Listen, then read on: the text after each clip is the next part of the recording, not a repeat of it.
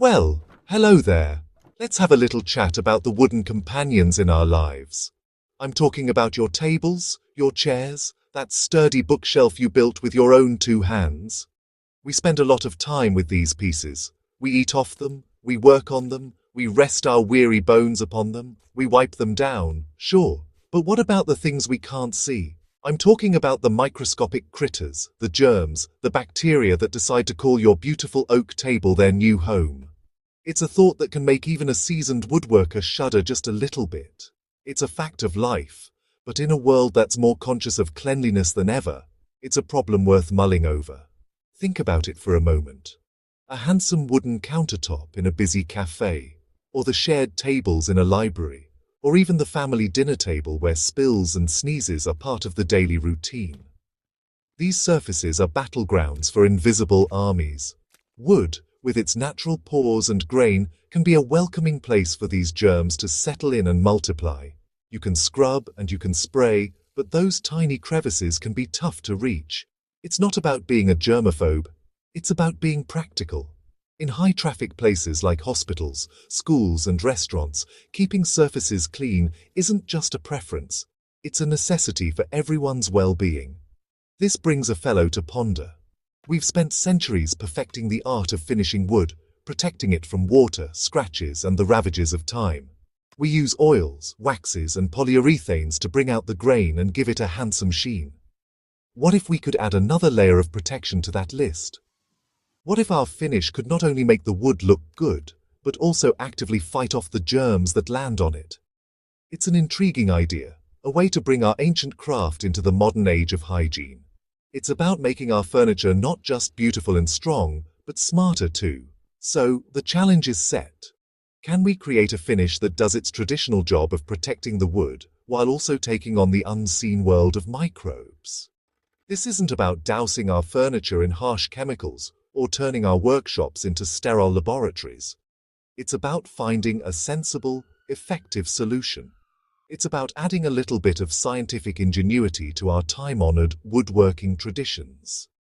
The goal is to create a piece of furniture that is just as warm and inviting as ever, but with the quiet confidence of knowing it's helping to keep things just a little bit cleaner, a little bit safer for everyone who uses it. Now let's get down to brass tacks. The idea is to introduce a special antimicrobial additive into a standard wood finish. These additives are usually fine powders, containing things like silver ions or other compounds known to give germs a very bad day. For this little experiment, I chose a familiar friend, a good quality, oil-based polyurethane. The key here is precision. You can't just dump the powder in like you're seasoning a steak. The finish manufacturer gives you strict guidelines, usually a very small percentage by weight. Too little, and you're just wasting your time and money. Too much, and you risk a catastrophic failure of the finish itself. The process requires a steady hand and a good digital scale. I measured out a precise amount of polyurethane, then carefully weighed the antimicrobial powder. We're talking just a couple of grams for a decent-sized batch. The mixing is a delicate dance. You have to add the powder slowly, stirring constantly and thoroughly to ensure it dissolves and disperses evenly throughout the liquid. You're looking for a smooth, consistent mixture with no clumps or sediment at the bottom. It's a bit like making a good gravy, but with far more at stake. A lumpy finish will give you a lumpy, uneven coat, and nobody wants that on their prized walnut slab. As I stirred, I kept a close eye on the finish. Did it change color? Did it get thicker or thinner? To my relief, the polyurethane kept its familiar amber hue, and its viscosity seemed unchanged. This is a good sign. It means the additive is integrating well without causing a chemical tantrum in the can. The texture remained smooth, flowing off the stirring stick just as it should. The goal is for the finish to behave exactly as it would without the additive. Any significant change in its properties before it even touches the wood is a red flag that your potion might be more trouble than it's worth. Once the concoction was mixed to my satisfaction, the application was business as usual. I grabbed a quality brush and applied a thin, even coat to a prepared piece of maple. The finish flowed on smoothly, leveling out nicely, just as you'd expect from a good polyurethane. There was no graininess, no cloudiness, no immediate sign that this was anything other than a standard finish. The first coat looked good, but the real test would come after it cured, and after we subjected it to the kind of abuse a piece of furniture is likely to face in the real world. The journey from a simple idea to a finished surface was underway. A finish has to do more than just sit there and look pretty. It has to be tough. After letting the antimicrobial finish cure for a full week, it was time to see if our special brew had weakened its resolve. The first test is always adhesion.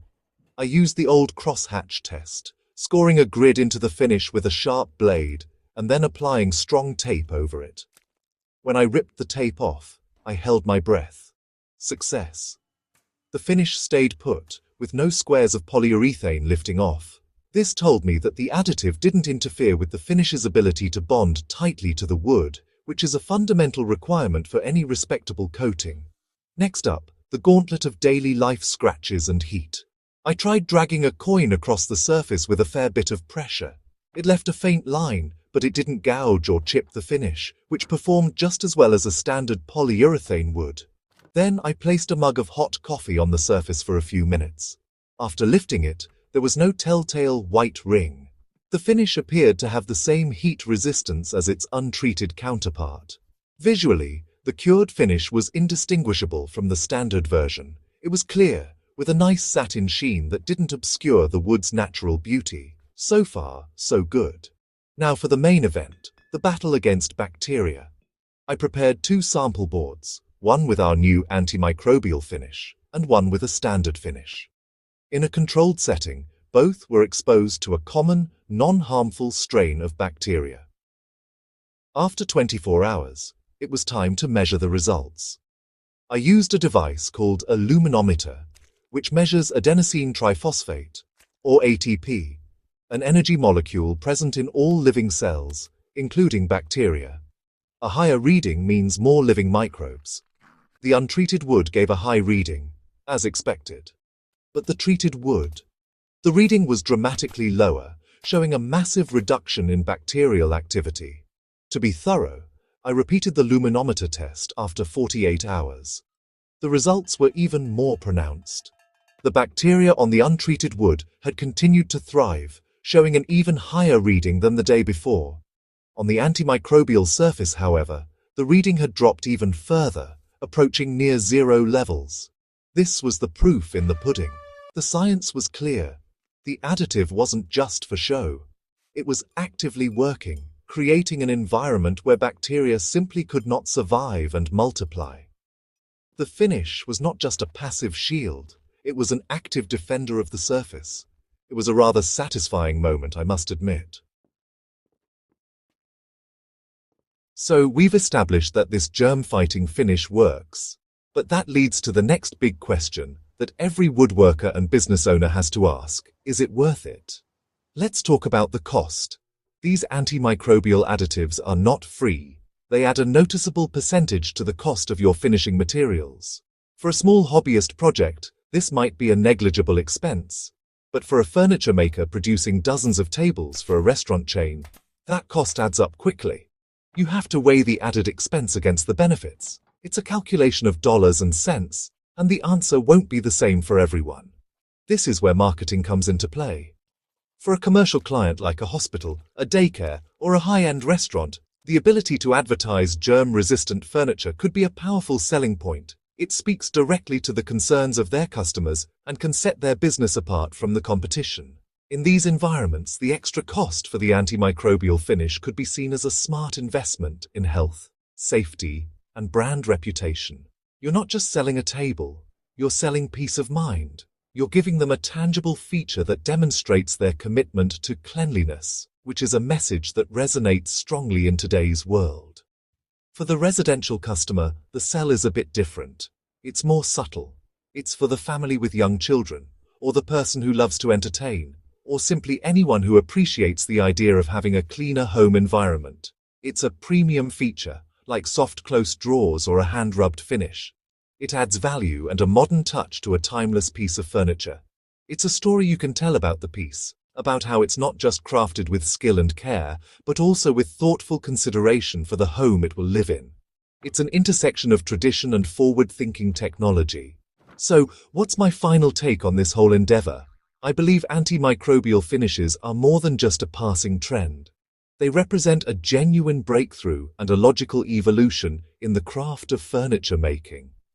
While it may not be necessary for every single project, the technology offers a potent and practical solution to a real-world problem. The fact that we can add this powerful hygienic property without compromising the strength, durability, or beauty of a traditional wood finish is remarkable. For furniture makers and businesses looking to innovate and meet the demands of a more health-conscious world, this is a tool worth adding to your belt. It's good, clean fun.